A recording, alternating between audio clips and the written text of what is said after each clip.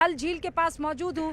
एक कश्मीरी ऐसा नहीं है जिसके आंख में आज आंसू नहीं है, एक कश्मीरी ऐसा नहीं है जिसके दिल में आज दर्द नहीं है, क्योंकि ऐसा पहले कभी नहीं हुआ कि कश्मीर की सरजमी पर आए किसी मेहमान को इस तरीके से मौत के घाट उतारा गया हो। और मैं अब आपको बताती हूँ कि कैसे शुरुआती जांच में ये पता चला है कि हुआ क्या था। देखिए, दो अलग अलग ग्रुप थे आतंकियों के। एक ग्रुप था जिसने ये जितने भी लोग हैं वहां पर जो मैदान में इकट्ठा हुए थे उन सबको एक जगह इकट्ठा किया। इकट्ठा करने के बाद औरतों को अलग किया गया, बच्चों को अलग किया गया और मर्दों को अलग किया गया। और उसके बाद एक जो आतंकी है वो सबसे पूछता चला गया कि तुम्हारा नाम क्या है, उससे पूछा तुम्हारा मजहब क्या है, और उससे कलमा भी बुलवाया गया। जो ला इलाहा इल्लल्लाह मोहम्मद रसूलुल्लाह ना बोल पाया उसको मौत के घाट उतार दिया गया। ये भी बताया जा रहा है कि बाकायदा पैंट उतार कर ये चेक करने की कोशिश की गई है कि उसको सर्कमसिशन उसका हुआ है कि नहीं, उसकी खतना हुई है कि नहीं, और उसके बाद बच्चों के सामने, बीवी के सामने उनको मौत के घाट उतार दिया गया है। इस जगह पर क्यों किया? क्योंकि वो दूर जगह है, वो इलाका दूर है, वहां से अस्पताल दूर है, वहां पर जितनी कैजुअलिटी होती ज्यादा खतरनाक होती। अमित शाह अस्पताल पहुंच चुके हैं जहां पर मारे गए लोगों का पार्थिव शरीर रखे हुए हैं। 27 लोगों को मौत के घाट उतार दिया इन आतंकियों ने। ये आतंकी जो है वो कैमरा लगा हुआ हेलमेट पहनकर आए थे। इन्होंने जो कुछ भी किया है वो सारी रिकॉर्डिंग इन सारे आतंकियों के पास मौजूद हैं। ये 3-3 के ग्रुप में आए थे। इनको जैसे ही जहां भीड़ मिली वहां पर वो पहुंचे, लोगों को पहले हवा में फायरिंग करके इकट्ठा किया, अंधाधुंध फायरिंग करके इकट्ठा किया। फिर उसके बाद उन्होंने मर्दों को अलग किया, औरतों और बच्चों को अलग किया। फिर एक स्नाइपर थोड़ा दूरी पर मौजूद था, किसी को एकदम पॉइंट ब्लैंक से शूट किया गया तो किसी को स्नाइपर ने शूट किया है। किसी से कलमा पढ़ाया गया तो किसी से उसका मजहब पूछा गया, किसी से उसका नाम पूछा गया। एक औरत दौड़कर उस आतंकी के पास पहुंचती है और वो कहती है, तुमने मेरे पति को मार डाला, तुम अब मुझे भी मार डालो। तो वो ये कहता है कि जा, मैं तुझे नहीं मारता, मोदी को जाकर बता देना। बहुत सी ऐसी चीज़ें हैं जो अलग अलग चश्मदीदों से निकल कर आ रही है, लेकिन सबसे बड़ी बात यह है कि वो आतंकी जिन्होंने इस घटना को अंजाम दिया है अब तक पकड़ में नहीं आए हैं। उन आतंकियों के बारे में आपको बता देना चाहती हूँ। 2 नाम निकलकर सामने आ रहे हैं। एक नाम है आदिल गौरी, लश्कर-ए-तैयबा का ये आतंकी है, पाकिस्तान से ट्रेंड है, पाकिस्तानी है। और दूसरा आतंकी है आसिफ शेख, ये भी पाकिस्तान से ट्रेनिंग ले चुका है और ये भी पाकिस्तानी है। एक तस्वीर वायरल हो रही है जिसमें एक पाकिस्तानी जिस तरीके से लिबास पहनते हैं बिल्कुल वैसा ही जब्बा पजामा उसने भी पहना हुआ है। और अमित शाह इस वक्त आपको स्क्रीन पर दिखाई दे रहे हैं। अमित शाह अस्पताल पहुंच चुके हैं। यहीं अस्पताल में वो श्रद्धांजलि इस वक्त दे रहे हैं उन तमाम पार्थिव शरीरों को जो यहाँ पर आए थे इस जन्नत में सुकून की सांस लेने के लिए, लेकिन पहलगाम में आतंकियों ने उन सबको ख़त्म कर दिया, उनकी हत्या कर दी। और वो भी ऐसी, वो पल आप बस महसूस कर सकते हैं कि आपको ये मालूम है कि आप आतंकियों के हत्थे चढ़ चुके हैं और कोई इंसानियत का तकाजा नहीं है। वो आपसे पूछते हैं कि बताओ तुम्हारा नाम क्या है, वो आपसे पूछते हैं कि बताओ तुम कहाँ से आए हो, लेकिन इस बार मकसद कुछ और है। इस बार मकसद है तुम्हें पहचानना कि तुम किस धर्म से ताल्लुक़ रखते हो। क्योंकि एक शख्स बताया जा रहा है जो कलमा गो था, जो मुसलमान था, और उसे इसलिए मार दिया गया क्योंकि वो बर्दाश्त नहीं कर पाया कि आतंकी उसके मेहमानों के साथ इस तरीके से बर्बरता कर रहे हैं। 27 डेड बॉडीज़ जो पर्यटकों की हैं, उनको विनम्र श्रद्धांजलि देने के लिए देश के गृह मंत्री अमित शाह आपको दिखाई दे रहे हैं। ये बहुत भावुक पल है, ये बहुत ही दुखी कर देने वाला पल है, क्योंकि किसने सोचा था कि जिस ज़मीन पर आप खुद को एंटरटेन करने के लिए, खुद को 2 पल सुकून के बिताने के लिए लाएंगे, वो आपकी ज़िंदगी के कुछ आखिरी क्षण मौजूद होंगे। इस वक्त ये देश के लिए बहुत मुश्किल की घड़ी है।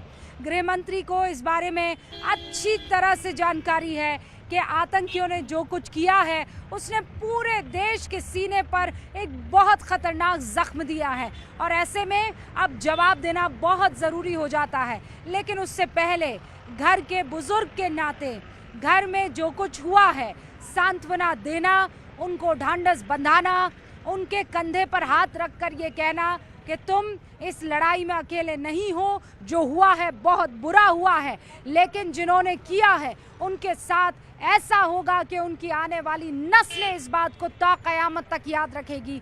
हम भी उस पल का इंतज़ार कर रहे हैं और इसीलिए बैठकों का दौर चल रहा है।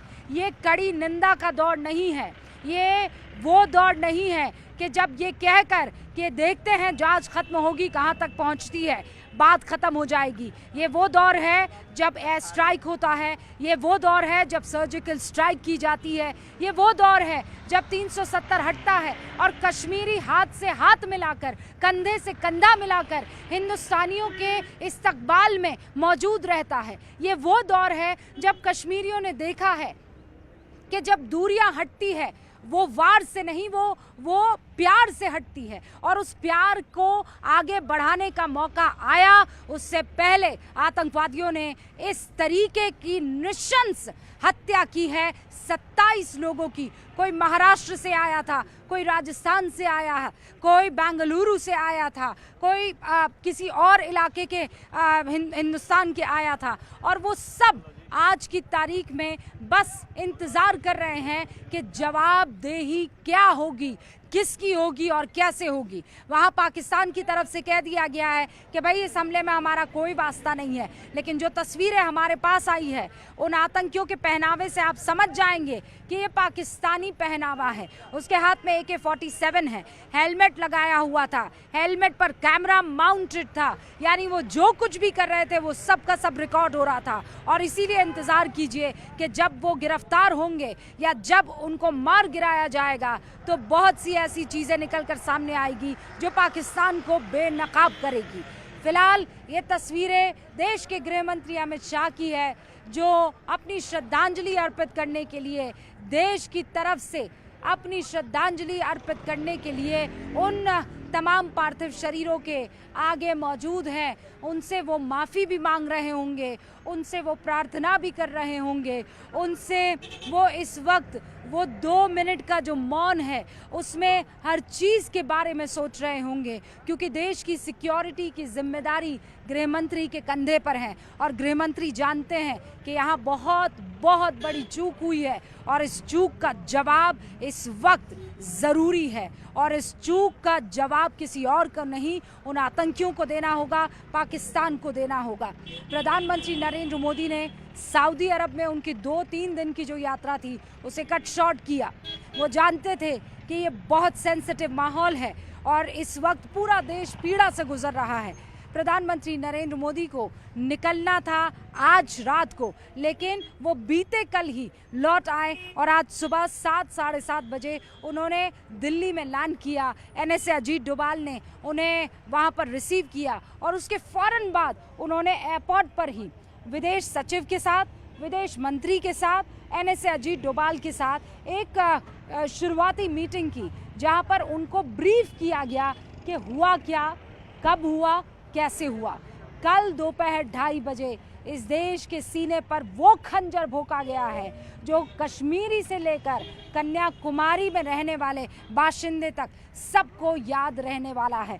और इस वक्त प्रधानमंत्री नरेंद्र मोदी भी तैयारी कर रहे हैं CCS की बैठक की। ये वो बैठक है जहां पर होम मिनिस्ट्री, रक्षा मंत्रालय, फाइनेंस मिनिस्ट्री, विदेश मंत्रालय और प्रधानमंत्री नरेंद्र मोदी ये सब एक बैठक करते हैं और ये बैठक तब होती है जब देश में कोई बड़े फैसले लिए जाने होते हैं।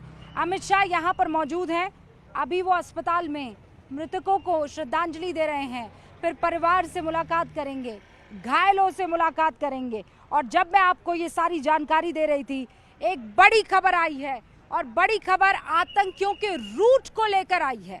राजौरी से वधावन होते हुए पहलगाम पहुंचे थे ये आतंकी। करीब 2 हफ्ते पहले भारत में दाखिल हो चुके थे ये 6 से 7 आतंकी।